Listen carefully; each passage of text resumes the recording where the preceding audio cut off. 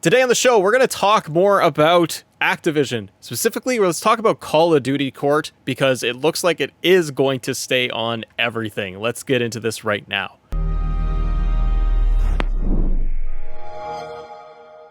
Hey everybody, welcome to Xbox A. I'm Matt, that's Court. What's going on, buddy? How you doing today? Good. I actually am very excited about this news, and I hope it puts the whole pew pew console war thing to bed, because it sounds like Microsoft is straight up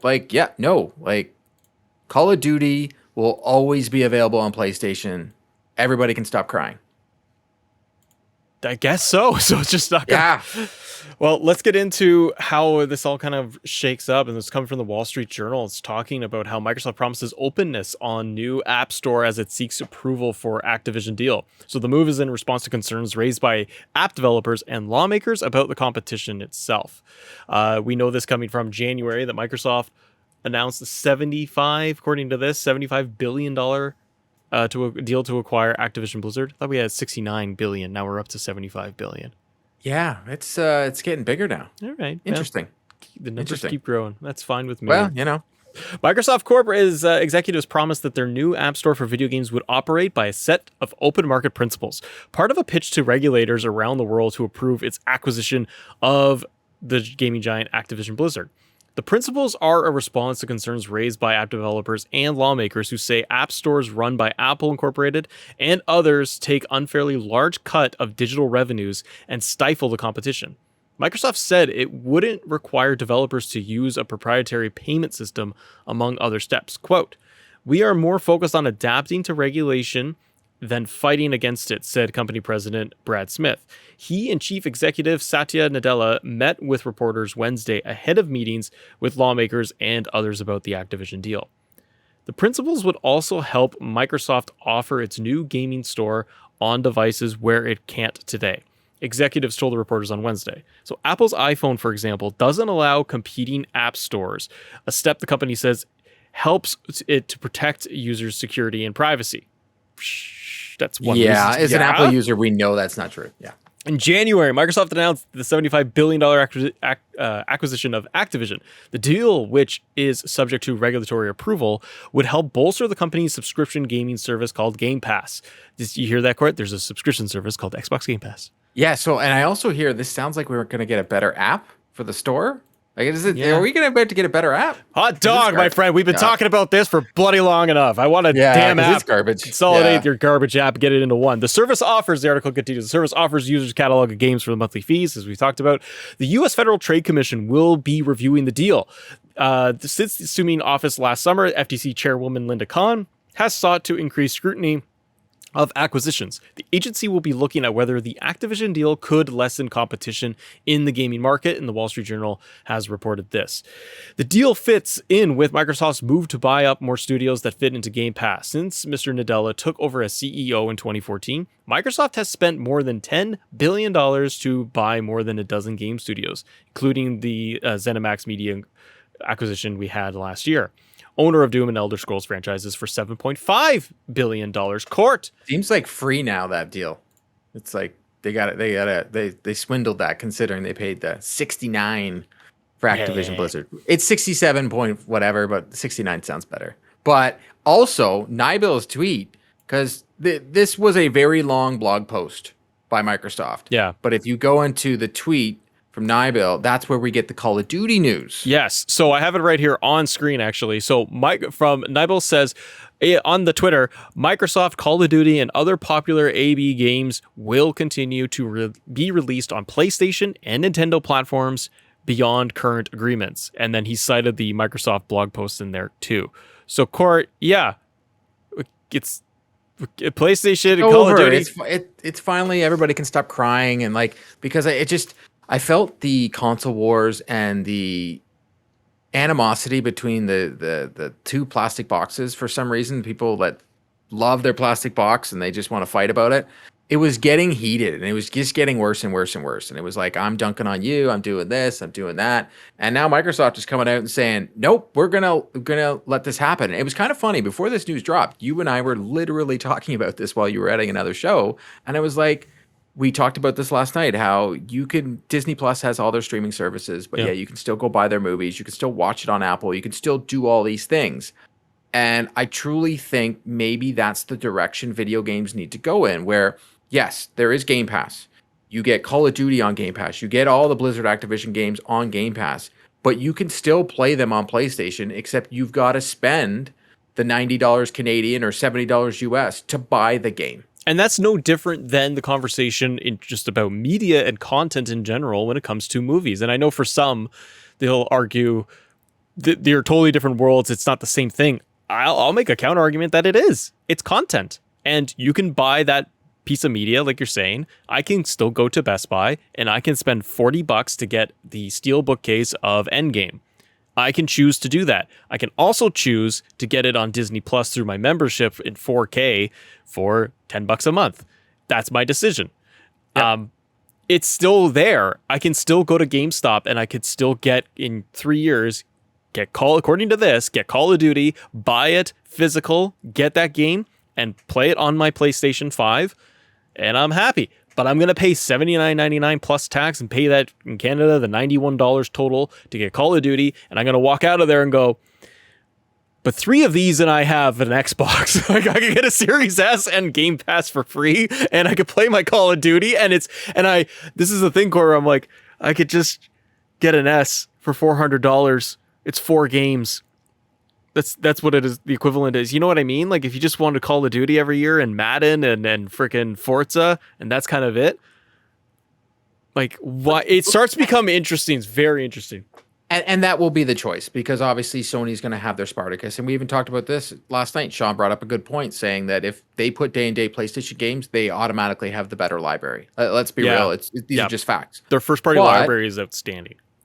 If video game companies start to allow their games just to be on everything, we know Nintendo won't do that, but it all matters on what you have on your streaming service, then we have a different conversation. Because you got Sony now allowing their games to be on PC.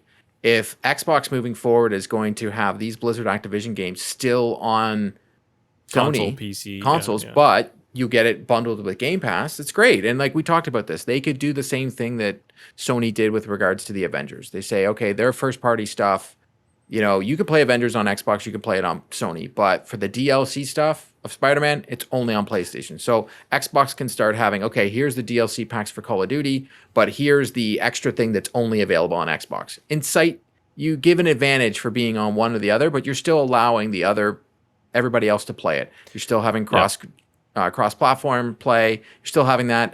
As an Xbox person, please just don't allow me to play with PC players when I'm playing a shooter. Just get rid of them. Just give me a toggle so I can make them all go away. But Bitcoin, that's I think this is great for games. I truly think if this is the direction that Microsoft and gaming is going into, and Sony follows suit, this is awesome. I'm with you, and I don't have a problem with Sony first party games, Spartacus, or just sticking with like, no, they're only on our PlayStation 5. And like we said this yesterday, fine. I'm like, yep, I want my premium AAA Last of Us experience on my PlayStation. That's what it's there for. I'm with you when it comes to additional content. I think that is the piece that gamers need to look at more closely as this happens. This is exciting and this is great news because everyone can stop getting mad all the time about my box only plays this game, my box does this. Xbox is monopolizing stuff, yada yada. Put it on everything. Phil Spencer says, see, I do want inclusiveness and I want everyone to be able to play their games and maybe allow cross-platform play and all that, and everyone can play on everything and talk to each other and then there's no barrier. He's kind of putting it on the competition to say, you choose to charge $79.99 for Call of Duty. Or like we do. I mean, Microsoft will dictate it, but you know what I mean? Like they can run discounts, or you choose not to let Game Pass be on your platform.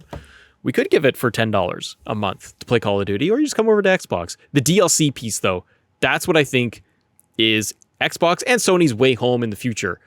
Additional content, proprietary on the console. You want to have that Halo, you want that Master Chief skin, you want that Call of Duty expansion pack, exclusive DLC, maybe campaign DLC.